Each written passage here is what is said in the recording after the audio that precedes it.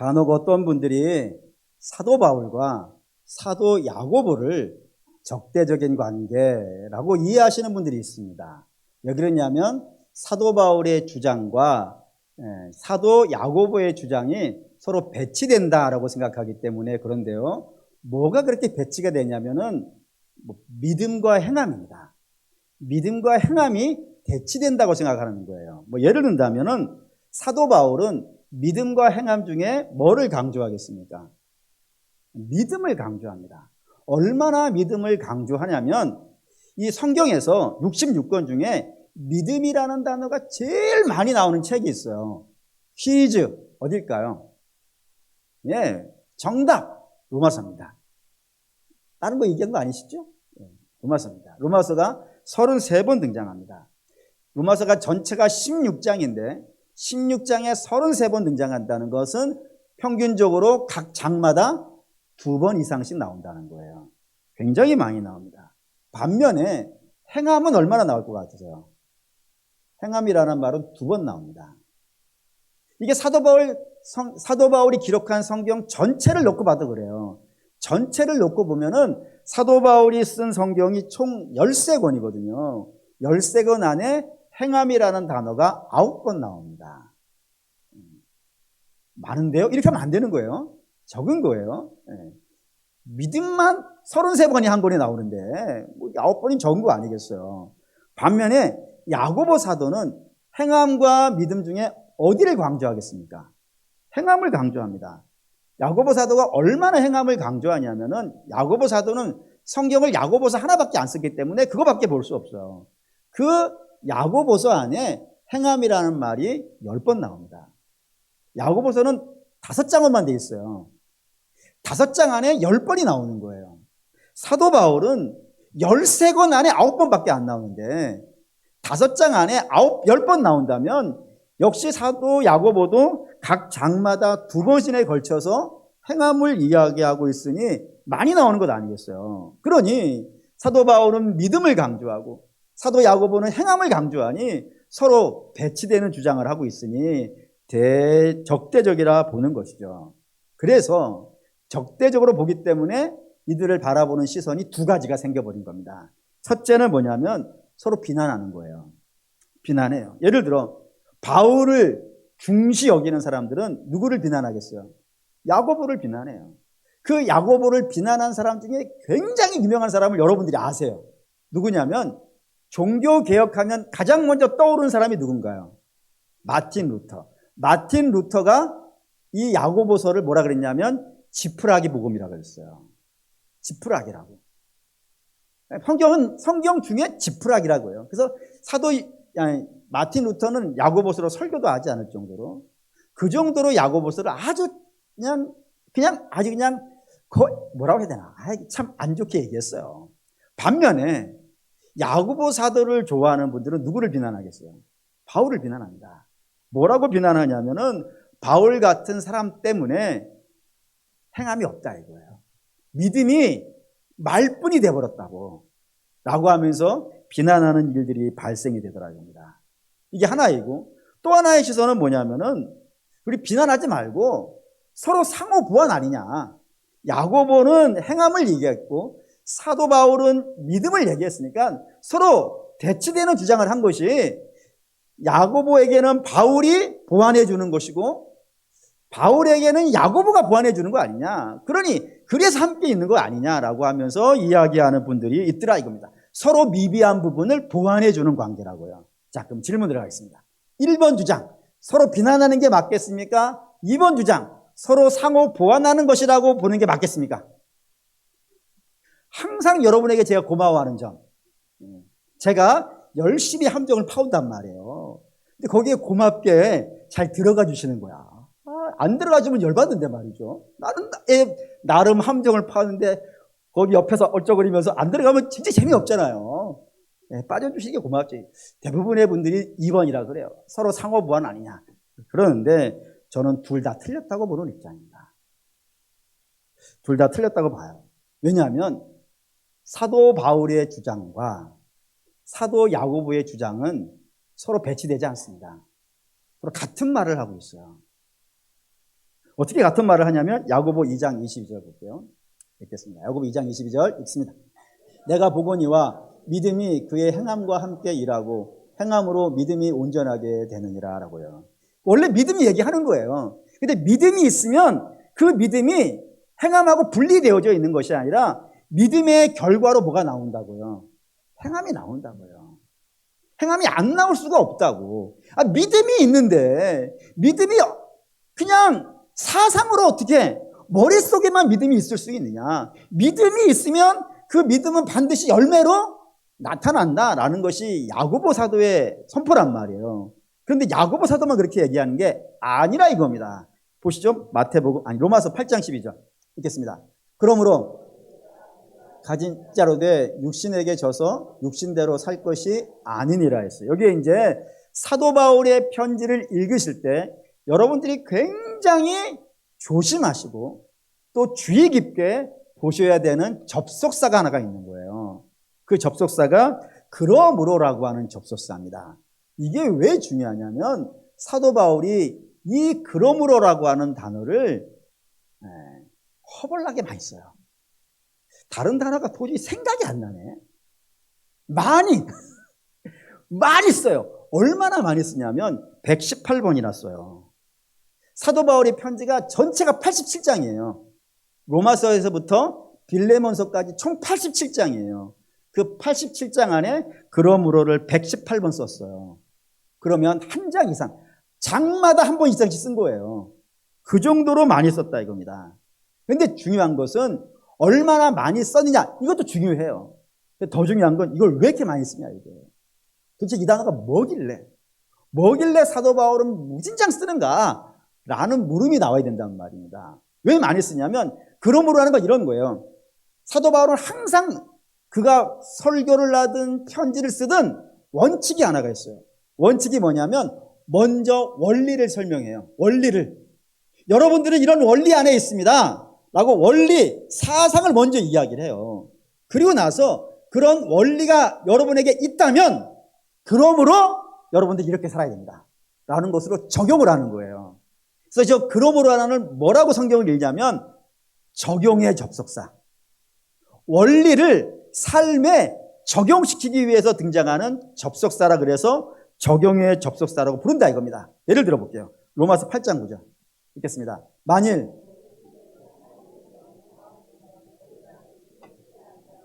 영에 있나니 누구든지 그리스도의 영이 없으면 그리스도의 사람이 아니니라 했습니다. 우리가 성도가 아닐 때는 우리 안에 뭐가 없는 거예요? 그리스도가 없기 때문에 우리는 성도가 아닌 거예요. 그런데 우리가 성도라면 우리 안에 뭐가 있는 거예요? 그리스도의 영이 있는 거예요. 그리스도의 영이 없으면 성도가 아니니까 성도라면 반드시 우리 안에 그리스도의 영이 있다 이겁니다. 그 말인즉슨 이제 우리의 신분과 지위가 어떻게 된 거예요? 달라진 거예요. 뭐에 의해서? 그리스도의 영이 우리 안에 있느냐, 그리스도의 영이 우리 안에 없느냐에 따라서 우리의 신분이 불신자냐 신자냐고 바뀌었단 말이에요. 바뀌었으면 삶도 어떻게 돼야 되는 거예요? 예를 들어서 총각일 때는 그냥 이해를 돕기 위해서 하는 것이지, 여러분 그냥 참조해서 들어주세요. 총각일 때는 이 아가씨 좋아하고 저 아가씨 좋아하고 이 아가씨 좋아해도 문제가 돼요, 안 돼요?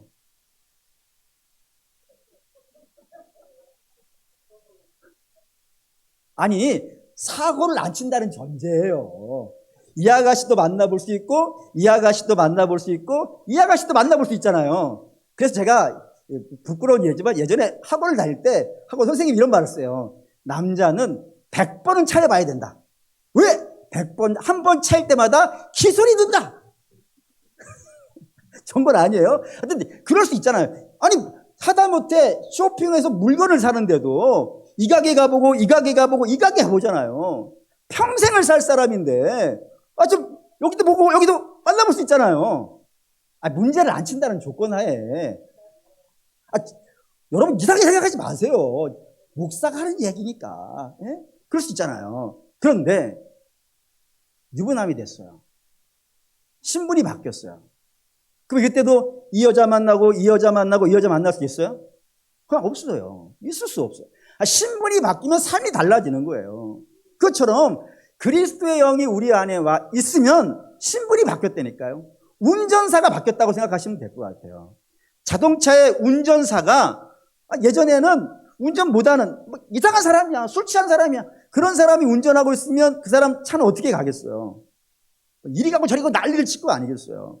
근데 그 운전사가 최고의 베테랑의 운전대를 잡았어요. 그러면은 제대로 가는 거 아니겠습니까? 마찬가지로 우리 안에 그리스도가 계시다면은 그리스도께서 우리를 죄로 끌고 가겠습니까? 악으로 끌고 가겠습니까? 온전한 길로 가시지 않겠어요. 그래서 신분이 바뀌었다 그러면 삶이 바뀐 거예요. 그래서 이 원리를 설명한 겁니다. 너희 안에 그리스도가 있다 이거예요. 성도라면. 그러면 너희는 이제 어떻게 살아야 되냐 이거예요. 어떻게 살아야 되냐? 그냥 막 살아도 되냐? 예전같이 살아도 예전같이 예수 없을 때처럼 살아도 되겠냐? 그럴 수 없지 않냐? 그러므로 너희는 거룩하게 살아야 된다. 라는 식으로 이야기를 끌고 갈 때 이 그러므로를 갖고 온다고요. 그거를 몇 번 했다고? 118번. 얼마나 많이 한 거예요. 그러니까 사도 바울도 믿음 이야기 하는 거예요. 믿음 이야기. 근데 믿음이 있으면 너희는 옛날 같이 살면 안 된다. 옛날 예수 없을 때처럼 그렇게 살면 안 되고 너는 온전하게 살아야 된다. 라는 이야기를 할 때 이 그러므로라는 단어를 가져온다 이겁니다. 근데 이게 사도 바울이나 사도 야고보만 그런 게 아니라 성경 자체가 다 모든 원리를 이렇게 설명을 해요. 예를 든다면 가장 쉬운 예를 들게요. 10계명, 다들 아시는 계명, 10계명은 두 개로 되어 있어요. 1계명에서 4계명, 그리고 5계명에서부터 10계명 이렇게 되어 있어요. 그 1계명에서부터 4계명까지는 뭐에 대한 계명이에요? 하나님에 대한 계명이에요. 그래서 이건 원리라 그래요. 우리가 성도가 아니면 1계명에서 4계명까지는요 아무 의미가 없어요. 그렇잖아요. 성도니까 1계명에서 4계명까지가 의미가 있는 것이지. 불신자에게 뭐 하나님만 섬기라고 하면은 뭐 듣겠어요. 그러니까 1계명에서 4계명까지는 원리의 계명이에요. 근데 이게 원리가 되어 있다면, 하나님과의 관계가 되어 있다면 너희는 삶을 바꿔야 돼. 그래서 등장하는 게 5계명에서 10계명까지고 5계명에서 10계명은 전부 행함이에요. 어떻게 행해야 되는 거예요? 부모에게 순종하라고. 너희가 하나님 믿는 자라면 하나님 부모에게 순종하라. 거꾸로는 아니에요. 부모에게 순종하니까 하나님을 섬기는 게 아니에요. 너희가 하나님을 믿는다면 부모에게 순종하라. 너희가 하나님을 믿는다면 살인하지 말라. 너희가 하나님을 믿는다면 간음하지 말라. 너희가 하나님 믿는다면 거짓말하지 말라. 너희가 하나님 믿으면 도둑질하지 말라. 그런 식으로 적용하고 있단 말이에요. 10계명도. 모든 게 다 그렇게 되어 있단 말입니다. 그러니 믿음이 있으면 믿음은 공허한 사상이 아닌 거예요. 믿음은 반드시 우리 안에서 믿음의 열매로 나타나더라 이겁니다. 그걸 사도 바울도 동일하게 이야기하는 거예요. 근데 오늘 우리가 봐야 되는 것은 그렇게 믿음이 있으면, 예수 그리스도가 우리 안에 있으면 나타나는 증거들이 있는데 그 증거들이 뭐라고 하냐면 거룩이라고 한다고요. 거룩. 또 다른 말로는 성화라고 그런다고요. 근데 이 거룩과 성화를 많은 분들이 제대로 이해하지 못하는 경우들이 있어요. 제대로 이해하지 못하는 경우로 인하여서 시험에 들고 실족하게 되고 잘못되어져 가는 일들이 왕왕 발생된다 이겁니다. 그렇기 때문에 이 성화라는 것을, 이 거룩이라는 것을 우리가 좀 오늘 제대로 된 개념을 좀 잡아야 되겠다는 생각이 들어간다 이겁니다. 두 가지 면에서 잘 실수하는데, 첫 번째 잘못한 것 중에 하나가 뭐냐면 이 성화를 완전이라고 이해하시는 분들이 있어요. 예를 들어서 내가 예수를 믿어요. 예수님이 내 안에 오셨어요. 그러면 나의 삶을 완벽해져야 돼. 저 사람은 예수를 믿으니까 완벽해져야 돼. 라고 그렇게 완벽으로 이해하시는 경우들이 있다 이겁니다. 물론 성도는 완벽해지는 것을 가치로 가져야 돼요. 무슨 말인지 이해되시죠? 온전해지려고 하셔야 돼요. 깨끗해지려고 하셔야 돼요. 그게 목표이기는 해요. 하지만 지금 내가 완벽한 거라고는 다른 이야기라 이겁니다. 다른 이야기인데 이걸 완벽으로 연결시켜 버리니까 어떤 문제가 생기냐면, 저 믿음에 있는 사람이 내가 봤을 때 온전치 못한 모습을 보면은 분노하는 거예요. 분노해서 정죄를 해요. 남만 그러는 게 아니에요. 자기에 대해서도 그래요. 내가 완벽해야 되는데, 예수 믿으면 완벽해야 되는데 내가 왜 이거밖에 안 되는가 라고 하면서 자기를 정죄해요. 정죄로 끝나면 그나마 다행이지만 실망해요. 실망해서 나는 하나님 믿는 자가 아닌가 봐. 나는 하나님께서 나를 구원하시지 않았나 봐. 나는 하나님의 자녀가 아닌가 봐 하면서 떨어져 나가는 결들이 있더라 이겁니다. 결론부터 이해하게 될 것 같아요. 결론부터 얘기하면은 저와 여러분, 성도된 저와 여러분들은 이 땅에 사는 동안에는 완벽하지 않습니다. 완벽하지 않습니다. 단지 완벽을 향해서 가고 있을 뿐이에요. 사도 바울이 이렇게 설명했어요. 빌립보 3장 12절에서 14절 읽겠습니다. 내가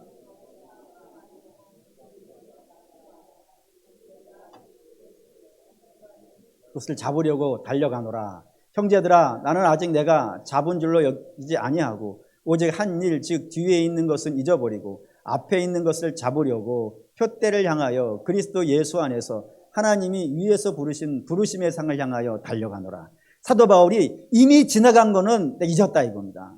그럴 수밖에 없죠. 사도 바울이 예전에 교회를 깨려고 했고 스데반을 죽였어요. 그럼 어떻게 돌릴 수가 있겠어요? 어떻게 할 수 없는 거 아니에요. 그러니까 뒤에 있는 것은 내가 어떻게 할 수가 없으니까 내가 내려놨다. 단 옛날로는 돌아갈 수 없다. 지금은 내가 하나님의 자녀이니까 나에겐 표대가 있어. 그 표대를 바라보면서 그리고 그 달려가는 성도에게 하나님께서 부르신 자에게 상이 있으니까 나는 그 상을 기대하면서 오늘도 예수 그리스도라고 하는 표대를 향해서 지금 가고 있다. 나 다 이룬 거 아니야. 나 아직 연약한 부분 많이 있어. 하지만 지나간 건 지나간 대로 두고 나는 지금 오늘 한 걸음 한 걸음 주를 향해서 나가고 있다라고 이야기하고 있다고요. 실제로 사도 바울 그래요. 실제로 사도 바울 유명한 이야기인데 사도 바울이 자기의 사역의 완성을 위하여서 자기의 사역을 위해서 사람을 포기한 적이 있어요. 그 포기된 사람이 누구냐면 마가복음을 기록한 마가예요. 어떻게 포기했냐? 물론 마가가 한심한 부분이 있었어요. 그가 선교여행을 1차 선교여행이라는 걸 하고 있었는데 힘들다고 해가지고 도망갔거든요. 저도 선교팀 많이 이끌어봤지만 뭐 아직까지 도망간 사람은 없었지만 말이죠. 도망가지 않고 그 한 팀 안에서도 얼굴 막 찌푸리고 있는 사람만 있어도 힘들어요. 그래서 제가 선교팀을 운영할 때는 반드시 외치게 하는 구호가 있어요. 표정 관리하라고. 지금 힘들다고 내가 인상 찌푸리면 옆에 있는 사람까지 힘들어지니까 힘들어도 선교팀에 있을 때 동안은 인상도 쓰지 말라고. 라고 제가 부탁한 게 아니라 거의 명령이 있긴 했지만, 네. 근데 인상 쓰고 있는 정도가 아니라 도망가 버렸으니까요. 얼마나 그 팀이 힘들었겠어요. 그래서 사도 바울이 내가 다시는 선교여행 가는데 마가 안 데리고 간다. 라고 하면서 마가를 포기했다 이겁니다. 근데 여러분 그런 관점에서 한번 보시죠. 만약에 온전치 못하다는 이유로 하나님이 우리를 포기하신다면 여기 남아 계실 분 몇 분에 계실까요? 사실 뭐 저부터도 옛날에 탈락했을 거예요. 뭐 간혹 얘기하지 않습니까? 저는 학생회 때 예배 시간에 기둥 뒤에서 잔 사람이라고요. 네? 뿐이 아니라 저를 가르쳤었던 교육 목사님께서 웬만하면 박사나 다른 교회를 가지면 안 되겠냐. 난 너무 힘들다. 이런 얘기를 들을 정도였단 말이에요. 그때 하나님이 진짜로 바울이 마가를 포기하듯이 그렇게 포기해버렸다면 오늘 제가 눈에 넣어도 아프신 여러분들과 함께 신앙생활을 못할 것 아니겠어요. 근데 사도 바울은 그걸 포기한 사람이라니까요. 얼마나 심각하게 포기했냐면 마가를 데려가자고 한 사람이 바나바라고 있었어요. 물론 마가의 삼촌이니까 뭐 그렇게 얘기했겠지만 그 마가의 문제를 놓고 바울과 바나바가 싸웠다 그랬어요. 성경에 대놓고. 그것도 보통 싸운 게 아니라 심히 싸웠다고. 근데 사도 바울은 사실 바나바하고 싸우면 안 돼요. 바나바는 성경에 착한 사람이라고 되어 있다니까요. 얼마나 착하냐면 모든 사람이 다 바울은 안 돼. 저 사람 믿을 수 없어. 저 교회를 깨려고 한 사람이고 스데반은 죽인 사람이야. 우리 같이 할 수 없어 라고 다 말하고 있을 때 아니야. 진짜 예수 만났고 진짜 거듭났고 진짜 하나님의 백성 됐고 진짜 하나님이 저를 이방의 빛으로 불러주셨어. 그러니 우리 저 받아들여야 돼 라고 말해준 사람이 딱 한 명밖에 없었다 이거예요. 그게 누구였다고요? 그게 바나바였다고요. 그런 바나바하고 싸운 사람이에요. 그래서 싸워가지고 헤어져 버리는, 나 너랑 다시는 안 다녀 라고 헤어질 만큼 심하게 싸웠다고요. 그게 성경이 알려주고 있는 사도 바울의 연약한 부분이에요. 사도 바울도 그런 연약함이 있다면 저와 여러분에게는 없겠습니까? 뿐이 아니라 베드로도 그래요. 여러분, 베드로가 주님 3번 부인한 건 알죠? 근데 이거 어느 정도 우리가 봐줄 수 있어요. 봐주면 안 되는데. 봐줄 수 있어요. 왜냐하면 아직 주님의 부활을 못 봤을 때예요.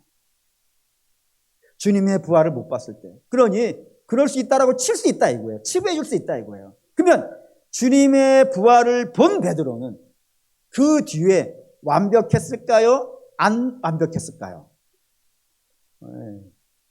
이런 걸 함께 빠지면 안 돼요. 이거는 뭐 너무 쉬운 거니까. 한번 보시죠. 갈라디아서 2장 11절 읽겠습니다. 게바가 책망 받을 일이 있기로 내가 그를 대면하여 책망하였노라 라고요. 게바는 베드로고 그 베드로하고 바울이 안디옥에 있었을 때에 바울이요 게바를, 베드로를 책망을 했대요. 얼마만큼 심하게? 얼마만큼 심하게를 성경은 여기에 2가지로 설명했어요.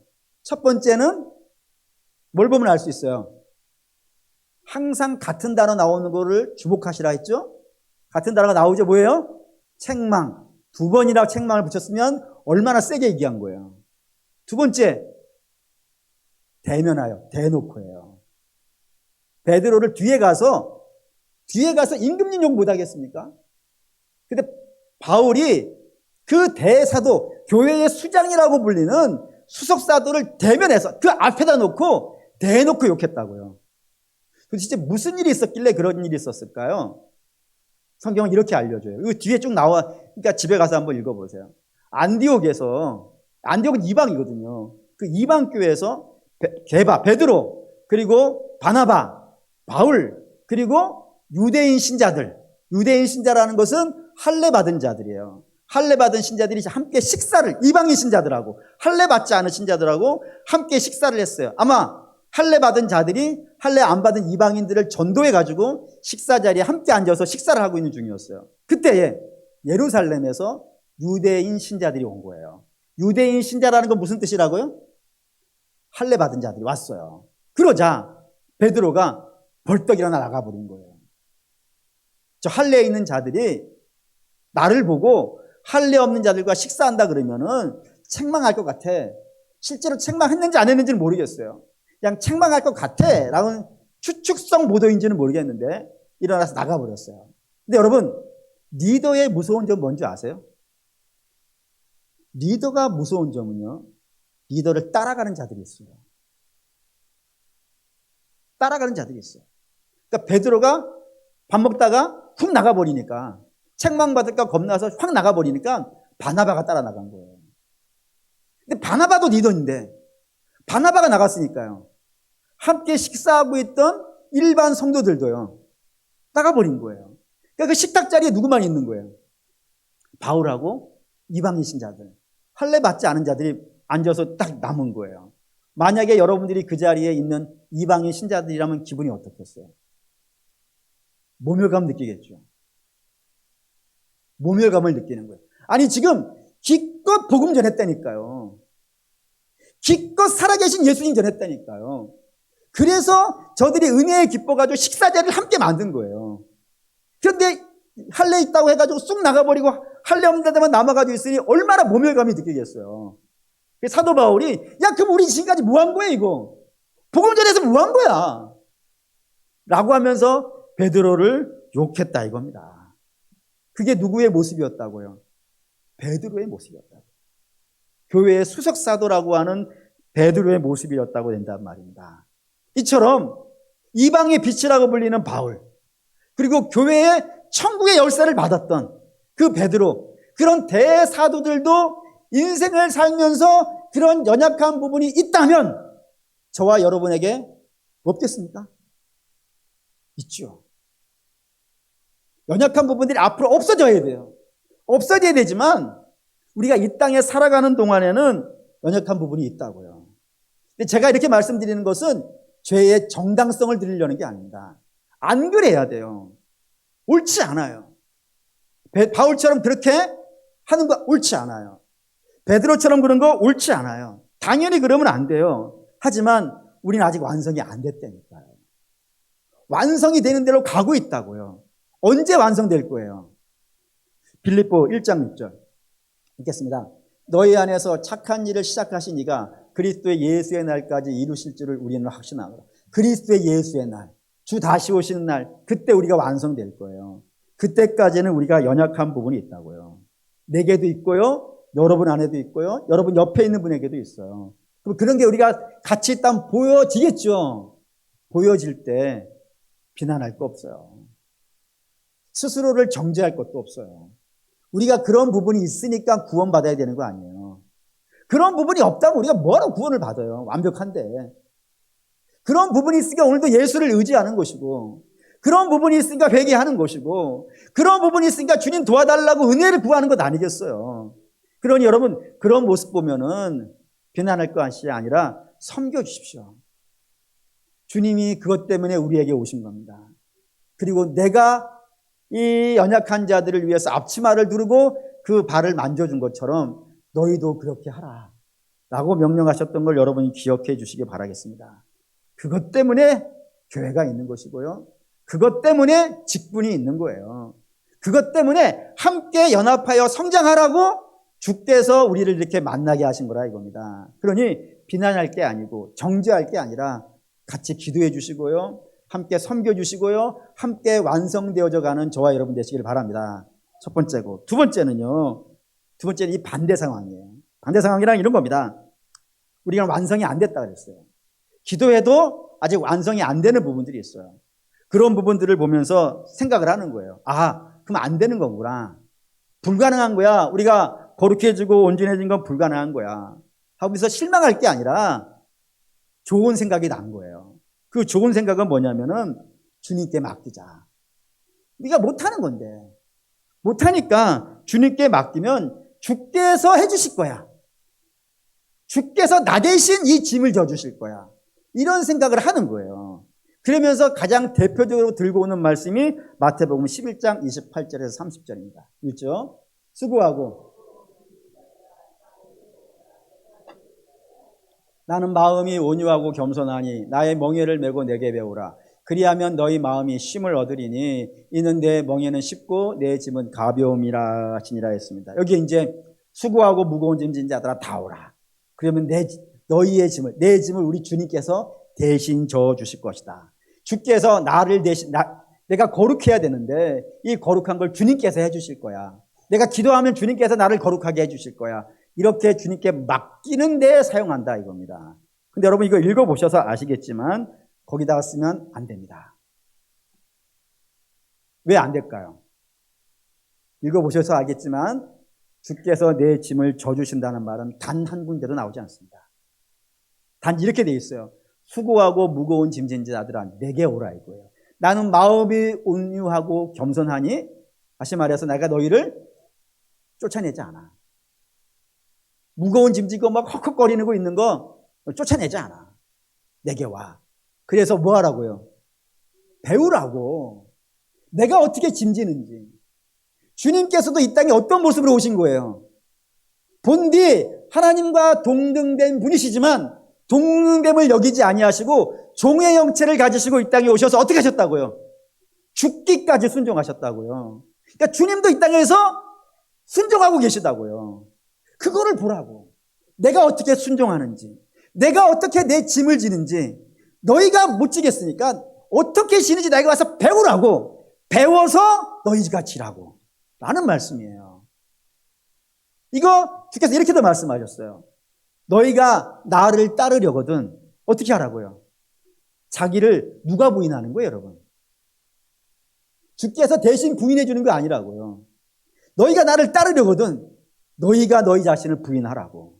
그리고 또 뭐 하라고요? 자기 십자가 지고 따라오라고. 내가 네 십자가 지고 가고 너는 그냥 뒤에서 룰루랄라 노래 부르고 오는 게 아니라 내가 앞에 십자가 지고 가고 있으니까 너희도 내가 너희에게 맡긴, 너희가 나의 신자라면, 나를 믿는다면은 너희에게 주어진 십자가 지고 너희도 나를 쫓아오라고 라고 이야기하시지 대신 짐 져준다고 하지 않는단 말이에요.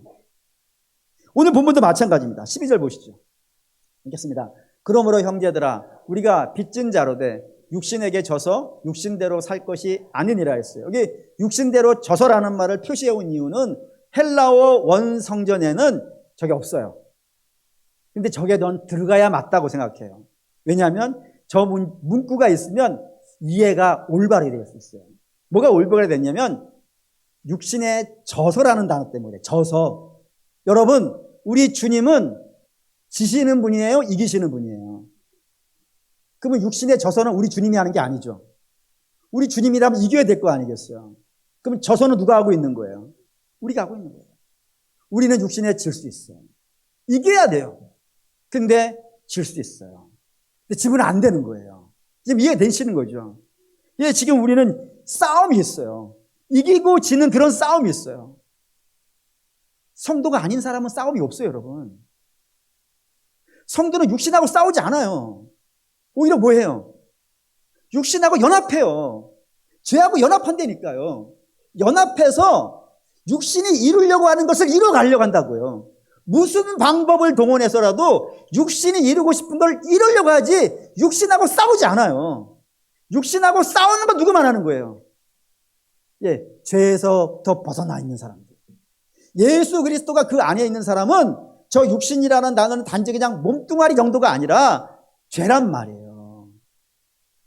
그 죄하고 싸운단 말이에요. 왜냐하면 우리 주님이 죄하고 싸우셨습니다. 그 죄를 이기시려고 십자가에 달려 죽으신 분이라고요. 그런 분이 내 안에 와 있단 말입니다. 그런데 어떻게 우리가 죄하고 연합할 수가 있겠어요? 예수님이 우리 안에 와 있으면, 예수님이 안 와 있다면 모르죠. 성도가 아니면 육신하고 싸울 이유가 없어요. 근데 성도이기 때문에 육신하고 싸운단 말이에요. 자꾸. 질 수 있어요. 치면 안 되지만 그 싸움이 우리에게 있단 말입니다. 이 싸움을 하는 자라고요. 그래서 자꾸 몸부림치는 거예요. 근데 예수님 닮아가기 위해서 자꾸 몸부림친다고요. 13절도 보시죠. 13절 읽겠습니다. 너희가 육신대로 살면 반드시 죽을 것이로되 영으로서 몸의 행실을 죽이면 살리라 했습니다. 여기 죽이면이라는 단어가 굉장히 중요해요. 동사거든요. 동사는 반드시 앞에 주어를 갖고 있어요. 그 주어가 뭐예요? 너희가예요. 너희가 너희의 몸의 행실을 어떻게 하라고요? 죽이라고. 아니, 불신자는 몸의 행실을 안 죽인다니까요. 그게 맞다라고 생각하는데 그걸 왜 죽이겠어요? 불신자는 정욕과 욕심으로 살아가는 게 맞아요. 저들은 영이 안 살아났기 때문에 그리스도의 영이 그들 안에 없으니까 몸의 행실을 이루고 살아가려고 한다고요. 근데 오로지 몸의 행실을 자꾸 죽이려고 하는 자들은 누군 거예요? 예수 믿는 사람이라 이겁니다. 예수 믿는 사람들은 옛날로 돌아갈 수가 없어요. 옛날 내 마음대로 살던 시절로 돌아갈 수가 없어요. 우리 안에 주께서 그렇게 못 가게 하니까 우리 안에 주께서 자꾸 싸우게 만든단 말이에요. 이거 구약도 마찬가지입니다. 구약 이스라엘의 이 변곡점, 뭔가 확 달라지는 그 타이밍이 하나가 있어요. 성경에서 확 뒤집어지는 그 타이밍이 어딜 것 같으세요? 홍해바다예요. 홍해바다 이전하고 홍해바다 이후하고는 완전히 달라요. 성경이 설명하는 것 자체가. 한번 보시죠. 출애굽기 14장 13절. 홍해 건너기 전이에요. 읽겠습니다. 모세가 백성에게 이르되 너희는 두려워하지 말고 가만히 서서 너희 여호와께서 오늘 너희를 위하여 행하시는 구원을 보라. 너희가 오늘 본 애굽 사람을 영원히 다시 보지 아니하리라 했다 이겁니다. 여기에 이제 이 이스라엘이 가나안 가려고 출발을 했어요. 출발하는데 그 가나안 가는 길을 막아선 바다가 하나가 있는 겁니다. 뭐예요? 홍해예요. 그때 주께서 뭐라고 하셨냐면 너희는 가만히 서서 해. 가만히 서서. 아무것도 할 게 없어. 여기 가만히 서서 하나님이 너희를 어떻게 구원하실지 보라 그랬단 말이에요. 그리고 하나님 어떻게 하시는 거예요? 바다를 갈라버리신 거예요. 그걸 건져내신 거예요. 그리고 그 따라오던 애굽 병사들은 거기에다 침몰시켜버린 거라 이거예요. 그래서 구원해 내신 거란 말이에요. 애굽에서. 그 다음에 홍해를 건넌 다음부터는 이스라엘은 절대로 가만히 서서란 말이 없어요. 예를 들어 하나님이 홍해 건넌 이스라엘을 비행기 태워서 가나안 안 데려가시는 거예요. 비행기 못 만들어서가 아니란 말이에요. 비행기까지가 뭐가 필요하겠어요? 뿅뿅 하면 될 거 아니겠어요?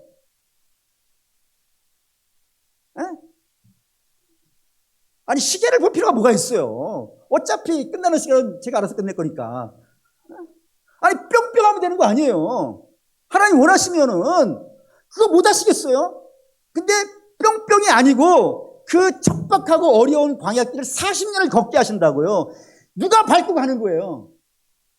하나님이 물론 만나와 메추라기를 주시고 반석의 물을 마시게 하시고 불기둥과 구름기둥으로 인도하시긴 하시지만 그 발로 걸고 가는 것은 누가 가는 거예요? 이스라엘이 밟고 간다니까요. 가만히 서서가 아니라고요. 홍해도 마찬가지예요, 여러분. 요단강도 마찬가지예요. 지금이야 홍해는 엄청나게 깊고 요단강은 얼마 안 깊다는 걸 알지만 어떻게 아느냐면 재봐서 아는 거예요. 근데 3,000년 전에 지금 홍해 갈라진 거는 3,000년 전에도 뭐 자를 집어넣어서 알았겠어요? 몰라요, 몰라. 물이 얼마나 깊은지를 제가 몰랐다가 작년인가 알게 됐어요. 어떻게 알게 됐냐면 저 저수지에 물 뺀 적 있잖아요. 저수지에 물 뺐을 때에 놀랬어요. 그 저수지가 깊이가 똑같지 않더라 이거예요. 똑같은 줄 알았어요. 그래서 저쪽 우리 교회에서 가장 멀리 있는 저쪽은요, 안 깊어요. 혹시 물에 들어가고 싶으면 그쪽으로 들어가세요. 그거 여기밖에 안 돼요. 얼마 안 깊어요. 근데 가까운 쪽은요 깊어요. 거기 절대로 들어가면 안 돼요. 진짜 여러분. 근데 저쪽에서 깊어 보여요. 물이라는 게 이게 착각을 일으켜요. 요단강도 이스라엘이 창일할 때 건넜으니까 홍해나 마찬가지예요.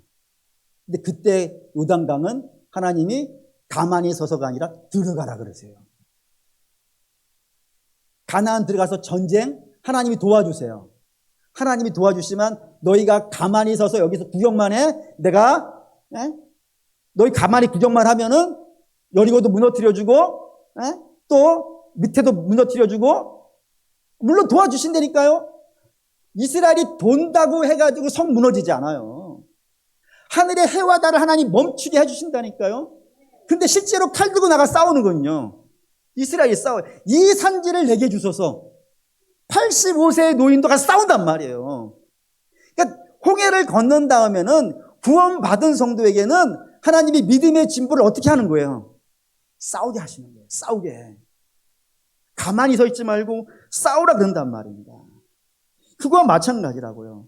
오늘 우리가 구원받았다면은 구원받기 전에는 우리가 스스로 싸울 수가 없어요. 존재가 안 바뀌었는데 어떻게 싸우겠어요?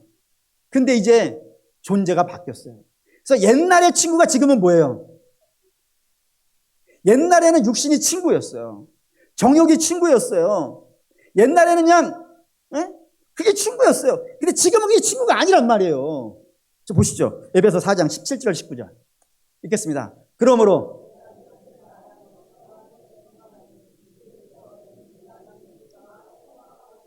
행한 것 같이 행하지 말라.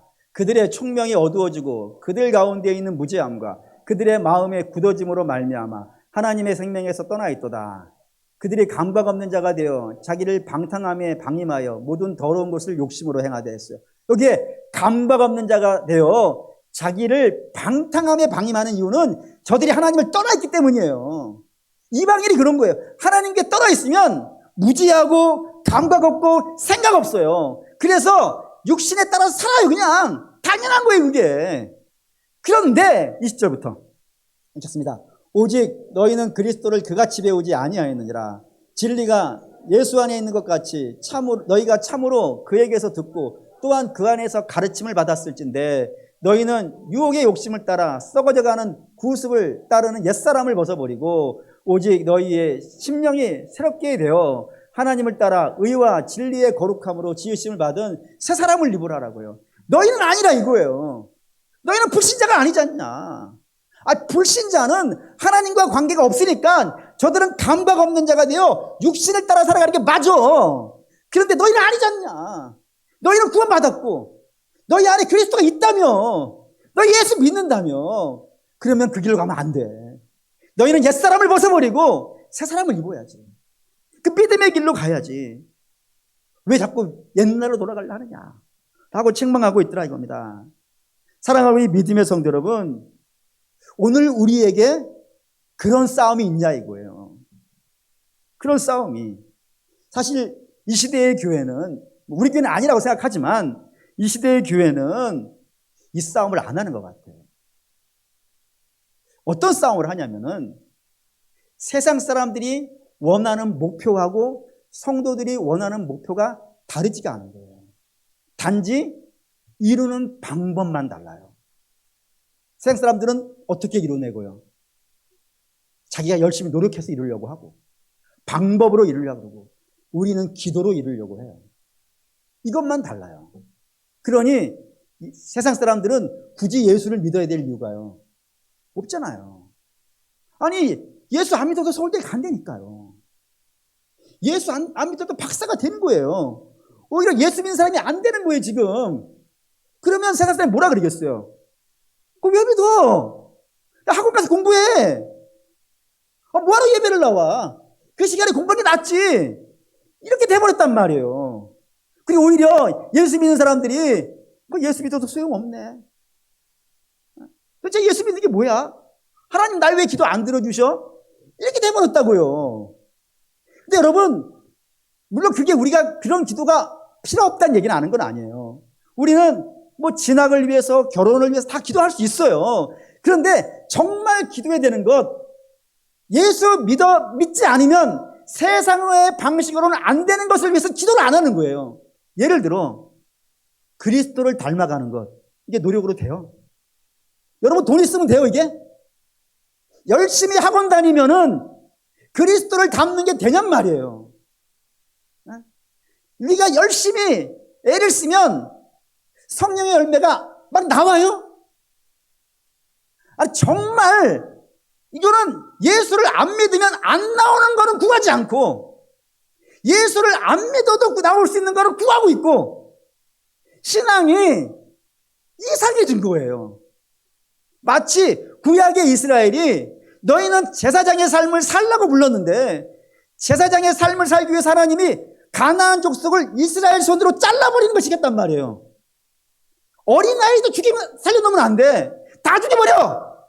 내가 기뻐하지 않는 거야 라고 했단 말이에요. 단지 한 민족이 아니라 죄예요, 죄. 주께서 죄는 그 모양도 흉내내지 말라고 했다고요. 그래서 다 죽이는 거예요. 자기 손으로 다 죽이라고 했는데 나중에는 그걸 죽이지 아니하고 남겨놔요.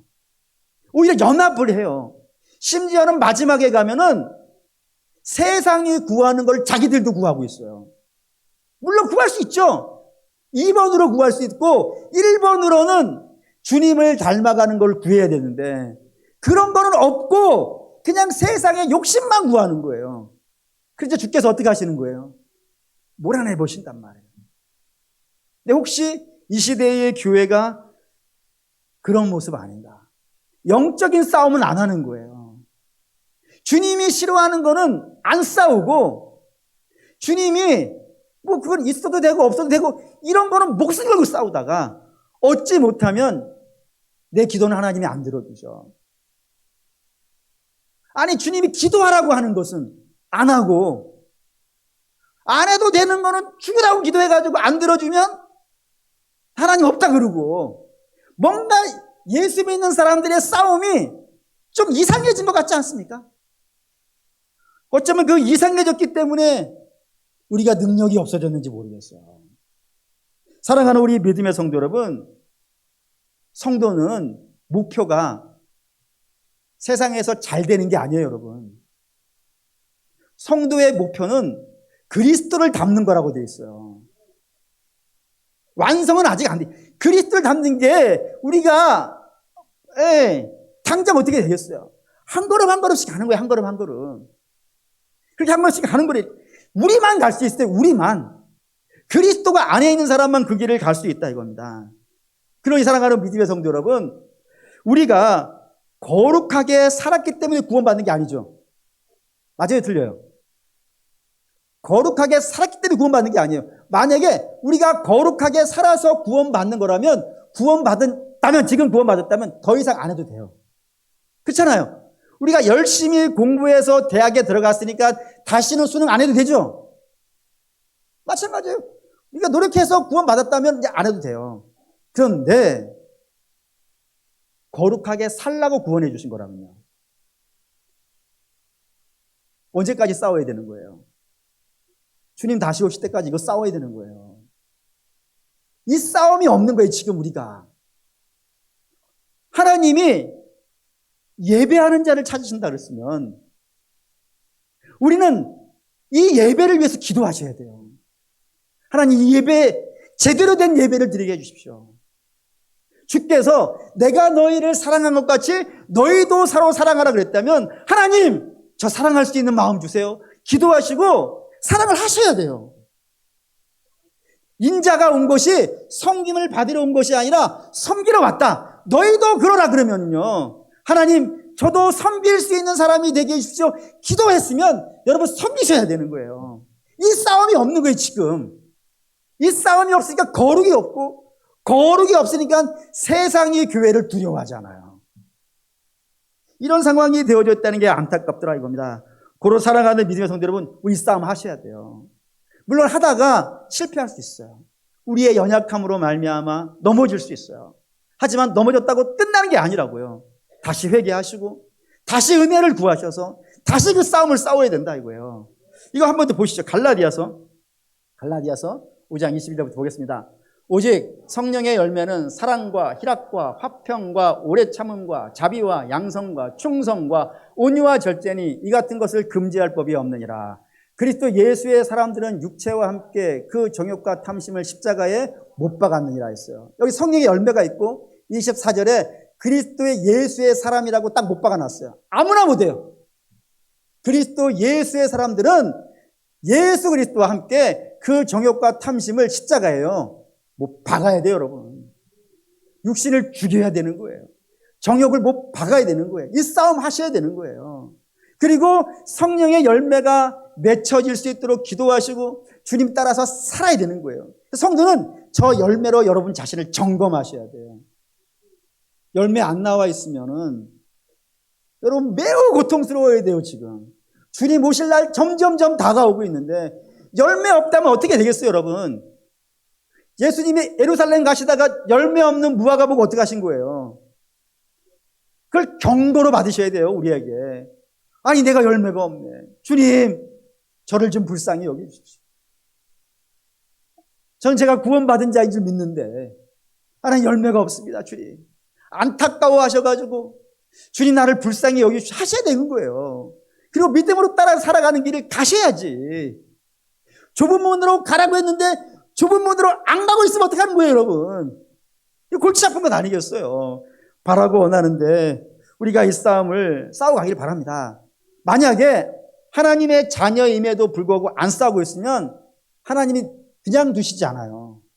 이스라엘을 안 싸우고 있으니까 저들을 망하게 하셔서 바벨론에 집어넣어 버리시잖아요.